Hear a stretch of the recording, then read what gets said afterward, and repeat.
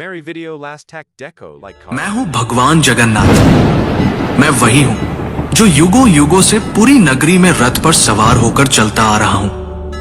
पर आज मैं तुम्हें अपने रहस्य का वो सत्य बताने आया हूं जिसे केवल भाग्यशाली ही जान पाते हैं। लोग मुझे जगन्नाथ कहते हैं, पर क्या तुम जानते हो मैं कौन हूं? मैं वही हूं जो द्वारका में श्री कृष्ण था, वही जिसने अर्जुन को गीता सुनाई, वही जिसने राधा के प्रेम को साक्षात ईश्वरत्व में बदल दिया, वही जिसने अधर्म के सामने धर्म को विजयी बनाया। जब द्वारका का अंत हुआ, मेरा पार्थिव शरीर समुद्र में प्रवाहित कर दिया गया, पर मेरा हृदय, मेरा चेतन तत्व नष्ट नहीं हुआ। समुद्र में एक दिव्य काष्ठ पवित्र लकड़ी के रूप में प्रकट हुई और बहती हुई पुरी के तट पर आई। उसी समय राजा इंद्रद्युम्न ने मुझे स्वप्न में देखा। हे राजन, ये कोई साधारण लकड़ी नहीं, ये मेरा शरीर है, इससे मेरा विग्रह बनवाओ। राजा ने आदेश दिया। मूर्ति बनाने के लिए एक वृद्ध पुरुष प्रकट हुए। उन्होंने कहा, इन्हें गुप्त रूप से बनाऊंगा, कोई द्वार मत खोलना। वो कोई और नहीं, स्वयं विश्वकर्मा थे। जब मूर्तियां बन रही थी, रानी की चिंता बढ़ी। द्वार खुलवाया गया। मूर्तियां अधूरी थी।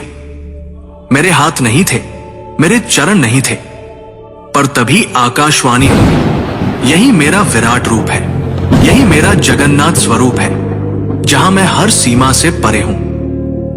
जो मूर्ति नहीं, चेतना है, जो धर्म का रक्षक है।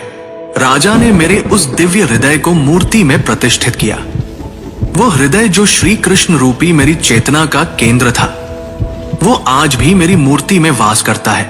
हर 12 से 19 वर्षों में जब मेरी मूर्तियां बदली जाती हैं, उस हृदय को गुप्त रूप से नव विग्रह में स्थापित किया जाता है।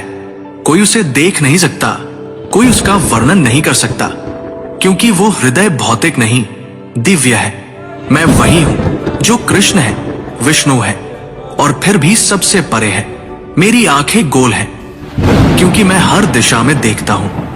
जब मैं अपने भाई बलभद्र और बहन सुभद्रा के साथ रथ पर सवार होता हूं, तो वो यात्रा कोई उत्सव नहीं, वो क्षण है जब मैं मंदिर से निकलकर भक्तों के हृदय तक पहुंचता हूं।